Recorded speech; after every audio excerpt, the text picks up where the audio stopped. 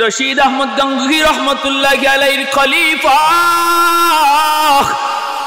উজানির পীর সাহেব রাহিমাহুল্লাহ আল্লাহর ওলি ঘোড়ার পিঠে সওয়ার মসজিদ দেখে তিনি ভাবতেছেন মসজিদে 2 রাকাত নামাজ পড়ে নেই।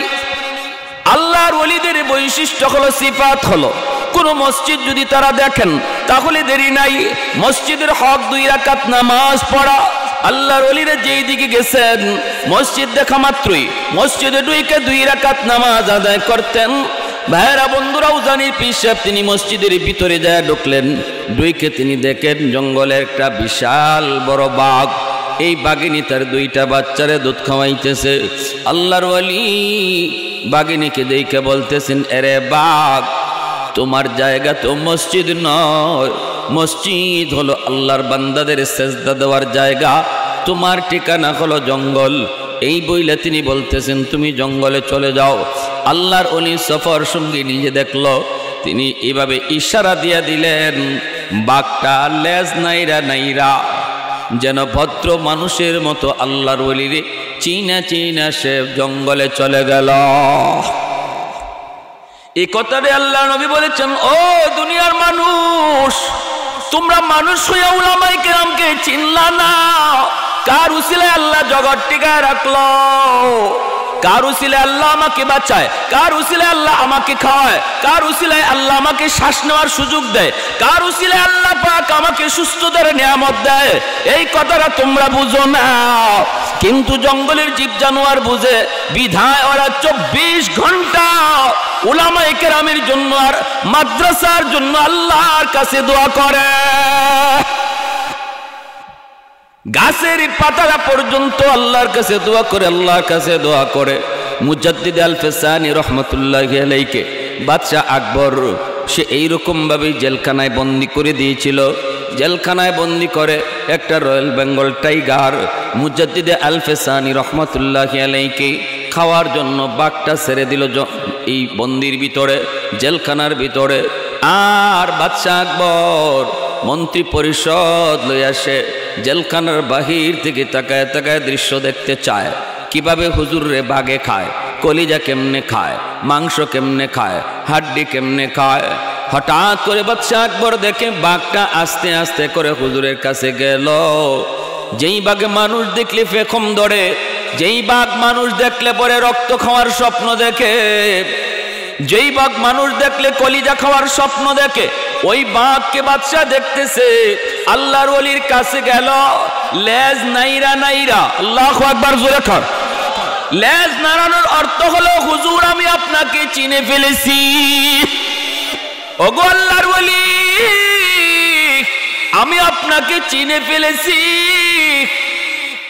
লেজটা নাইরা নাইরা হুজুরের কাছে যায় বসলো। বৈশা নিজের জিহ্বাটা বের করে দেয়, নিজের জিহ্বাটা বের করে দেয়। আর আল্লাহর ওলি মুজাদ্দিদ আল ফিসানি নিজের পাটা বের করে এইভাবে বাদশার মুখের সামনে, বাঘের মুখের সামনে তুলে ধরলেন। আর বাঘ তার জিহ্বা দিয়া আল্লাহর ওলির পায়ের ধুলা বালিগুলি চাটতেছে। मैं तालिब मौला हूँ मेरे इश्क़ निराला,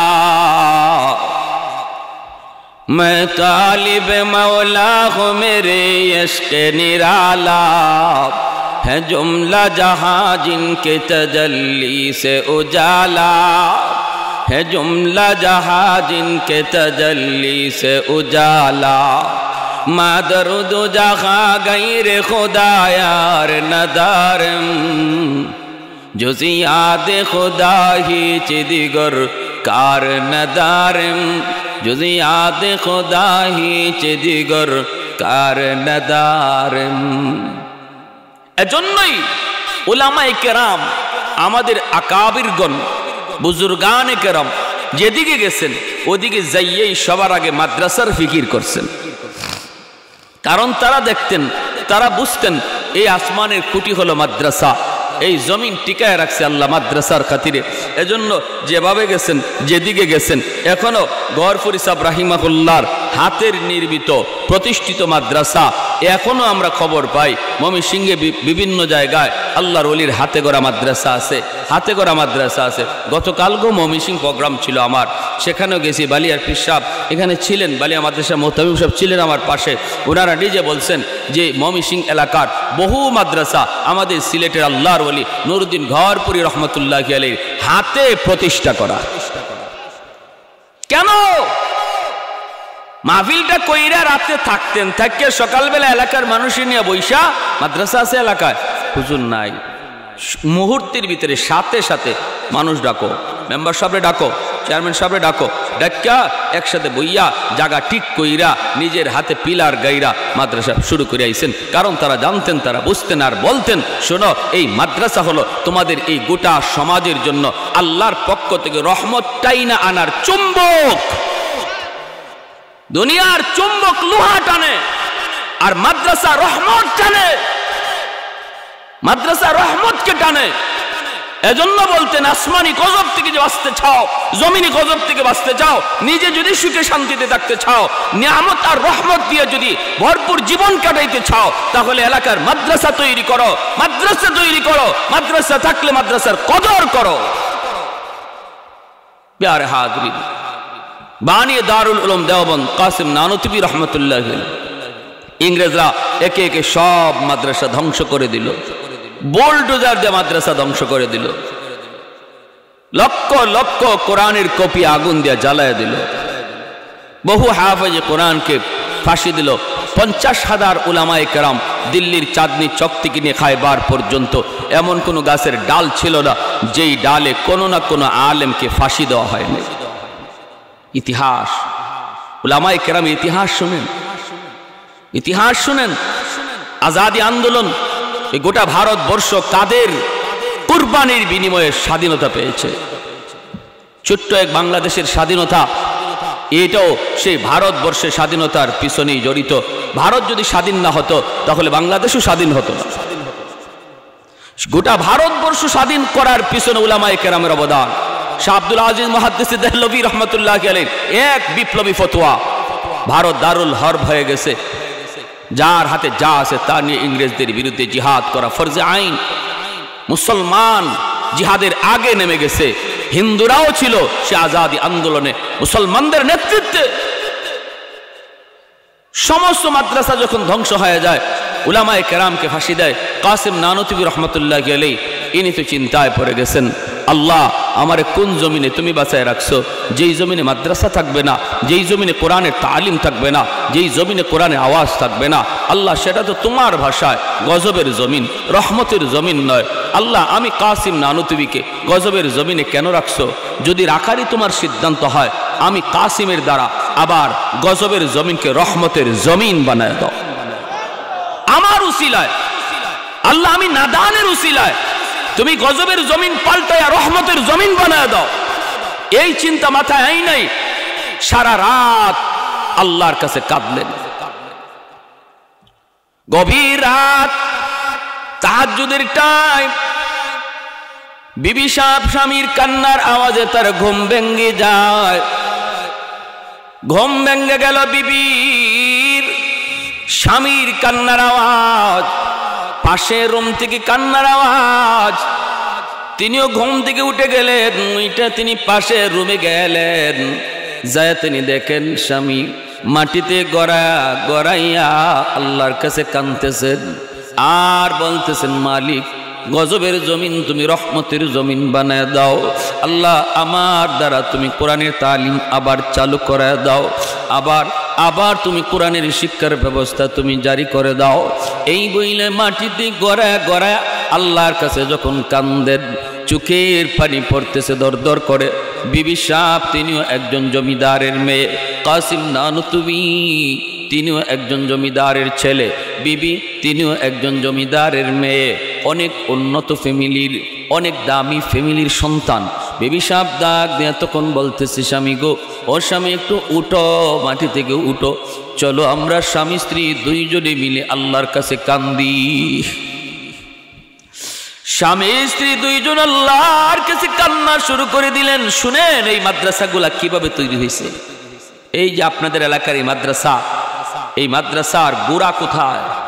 এই মাদ্রাসার ফাউন্ডেশনে কি পরিমাণ আল্লাহর ওলিদের চোখের পানি ধরছে। এমনি দাঁড়ায় গেছে না, এমনি দাঁড়ায় নাই। এই মাদ্রাসাগুলার পিছনে বহু আল্লাহওয়ালাদের হাজারো রাতের চোখের পানি ছিল। 50,000 উলামায়ে কেরামের রক্ত ছিল। আল্লাহু আকবার, জোরে বলেন। 50,000 উলামায়ে কেরামের রক্ত এই মাদ্রাসার ফাউন্ডেশন।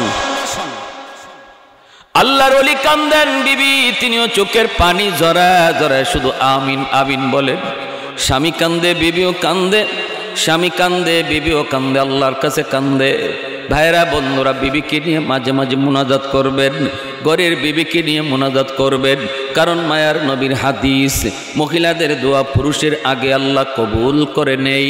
কারণ মহিলাদের দোয়া আল্লাহর কাছে আগে কবুল হয়। মহিলাদের আমল কম, অল্প ডিউটি, এজন্য তাদের গুনাহ কম। এজন্য ঘরের ভিতরে মহিলাদের দোয়া পুরুষের আগে কবুল হয়। মেয়েটাকে নিয়ে তুমি মাঝে মাঝে হাত উঠাইও বাবা। ভাই তুমি তোমার বোনটারে নিয়ে মাঝে মাঝে ঘরে হাত ওঠাও। স্বামী তুমি তোমার স্ত্রীকে নিয়ে মাঝে মাঝে হাত ওঠাও।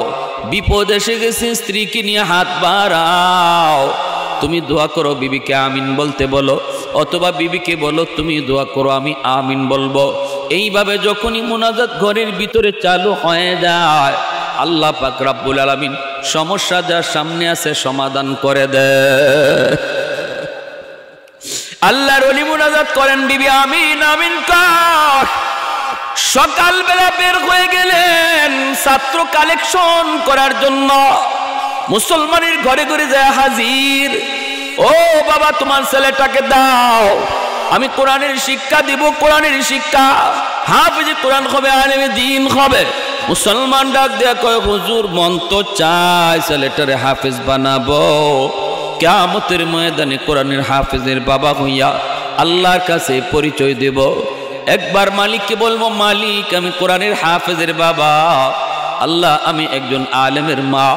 কিয়ামতের ময়দানে আল্লাহ পাক রব্বুল আলামিন হাফেজে কোরআনের বাপ মাকে আর আলেমের বাপ মাকে, উলামায়ে কেরামের বাপ মাকে আল্লাহ নিজের হাতে মাথায় পাগড়ি পরায় দিবে। দুনিয়াতে আপনার সন্তানের মাথায় পাগড়ি পরায় উস্তাদ, আর হাসরের মাঠে বাপ মার মাথায় পাগড়ি পরাবেন আল্লাহ নিজে। মান কারাল কুরআন ওয়া আমিলা বিমা ফিহি উলবিসা ওয়ালিদাহু তাজান ইয়াউমাল কিয়ামা। এমন এক মুকুট, এমন এক মুকুট, দাউহু আহসানু মিন দাউইশ শামস, যেটা সূর্যের পাওয়ারের চেয়ে এই মুকুটের পাওয়ার বেশি হবে। নবীর বাবাকে আল্লাহ পাক এতটা সম্মান নিজের হাতে দিবেন না। মায়ার নবীর একটা হাদিস আমরা এমন পাই না কোন নবীর বাপ মাকে আল্লাহ পাক নিজের হাতে মুকুট পরাবে। কিন্তু নবীজি বলেন, একজন আলেমের বাপ মার মাথায় আল্লাহ নিজের হাতে মুকুট পরাবে। কারণ হলো, দুনিয়াতে তোমার সন্তান নিয়ে তুমি মাদ্রাসার দিকে রওনা দিয়েছো। সমাজ চলতেছিল স্কুল কলেজ ভার্সিটির দিকে, গোটা সমাজ চলতেছিল স্রোতের তালে তালে। কিন্তু তুমি বাবা, তুমি মা সিদ্ধান্ত নিয়েছো স্রোতের তালে তালে চলবো না, স্রোতের তালে তালে চলবো না। আমি আমার আল্লাহকে খুশি করার জন্য মাদ্রাসার দিকে রওনা দিব। ওই দিকে চলতেছে 10 জন, তুমি চলতেছো একা এই দিকে। সেদিনও আল্লাহ পাক রব্বুল আলামিন ওই বাপ মার চেহারার দিকে আল্লাহর কুদরতির নজর ছিল। সুবহানাল্লাহ। কেন? কারণ সব এক বায় হাঁটে, তুমি অন্যদিকে হাঁটো। আমি আল্লাহকে খুশি করার জন্য ওই দিনও দুনিয়াতে আমি আল্লাহর মায়ার নজর তুমি মা আর বাবার দিকেই ছিল।